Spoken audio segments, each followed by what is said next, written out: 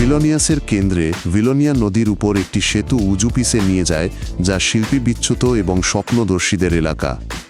1997 সালে তারা ঠিক করে সরকারের উপর ভরসা না রেখে নিজেদের কিছু গড়তে হবে।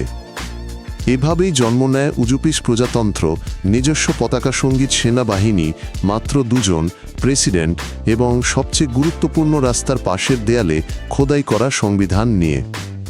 সেখানে লেখা আছে, প্রত্যেকের সুখী হওয়ার অধিকার আছে একটি বিড়ালের তার মালিককে, না ভালোবাসার অধিকার আছে মানুষের, মরার অধিকার আছে কিন্তু মরতে বাধ্য নয়।